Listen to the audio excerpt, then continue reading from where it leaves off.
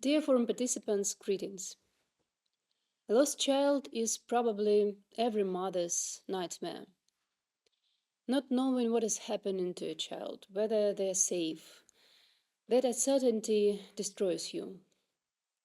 It is the fear of almost every child to be lost. Not to know when you will see your mom or someone close, not to have people you know and trust nearby. Even witnessing such situations is difficult. Almost all of us have seen a child in a shopping mall or airport waiting area who got lost and is crying while looking for their mom. And we always try to help, right? We find the parents, calm the child. But when it comes to the disappearance of tens of thousands of children, for some reason, not all adults feel responsibility or the desire to help, as if it were a different matter. I'm speaking to you now directly from a country that is searching for its children, those whom adults from another country took away and have been hiding for years. They refuse to provide information about them and, moreover, try to change their personal data to make them harder to find. Deportation and forcible transfer of Ukrainian children. These are the terms used by the Ministry of Justice of Ukraine to describe this process. But this wording is far too dry for how it's happened and sadly is still happening. It is important that we speak about this today. I'm grateful to the organizers and to everyone present for this event, for your attention, for your solidarity, and for ensuring that in our distress, in our struggle for our children, we are not left alone. I will deliberately not retell individual stories, you will hear many of them today. Instead, I want to emphasize what all these children have in common. For them, being taken from their homeland is not simply a change of residence. It almost always means living in conditions of isolation, pressure, and systematic attempts to influence their identity and worldview. I'm not exaggerating. We have numerous testimonies from children who have been returned.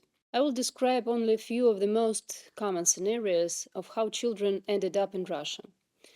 At the beginning of the invasion, as the occupying forces seized towns and cities, children were taken away from these places directly from orphanages, entire institutions at once. The staff of these facilities couldn't resist armed men. Of course, the Ukrainian social services directly responsible for these children were never informed. Children whose parents were killed in Mariupol and other devastated regions were also taken away en masse. Dozens of families were separated at the so-called filtration points when they tried to leave the combat zone. Parents who raised suspicions among the occupiers were sent to detention sites and their children to institutions in Russia. After the deoccupation of territories, we learned many horrifying things about the behavior of the invaders towards civilians. And therefore, sadly, we are certain that this is still happening in the territories that remain occupied. Representatives of the occupation administration persistently proposed sending a child to so-called rehabilitation camps. In case of refusal, they threatened to remove the child from the family. Some parents therefore agree.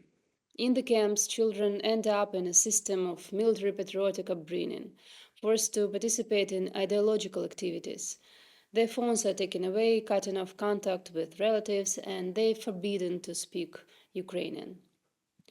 All children currently in Russia can be adopted or placed under guardianship by Russian families without regard to the child's wishes and, of course, without informing possible relatives in Ukraine. When a child finds themselves in a situation when they are deprived of a voice and support, the consequences can be deep and long-lasting. You know that 3 years ago, the International Criminal Court issued an arrest warrant for Russia's so-called children's ombudswoman, Maria Lvova-Belova.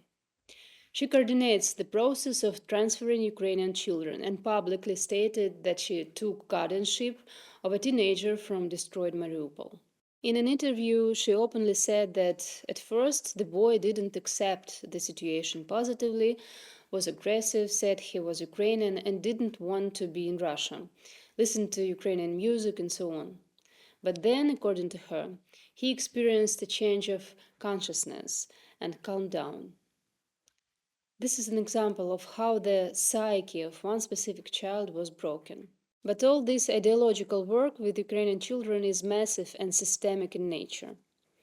There is a particular threat all the teenagers currently facing in Russia. After reaching the age of majority, they are conscripted into the Russian army, which means the risk of participating in the war against Ukraine. There are stories of those who have been returned. There are also who cannot longer be returned, who have already been killed on this war with weapons in their hands directed against their own country. Today at our event, there will be a very important panel where Ukrainian teenagers themselves will share their experience of Russian captivity. Please listen and truly hear them. Hear how in the 21st century children's rights and lives are being destroyed. I'm grateful to every partner who helps us return children. Individuals, organizations, and entire countries participated in the Bring Kids Back initiative. Thanks to our joint efforts, 2,000 children are already at home, but most are still in Russia. I really hope our meeting today is another step towards their rescue and return. Thank you.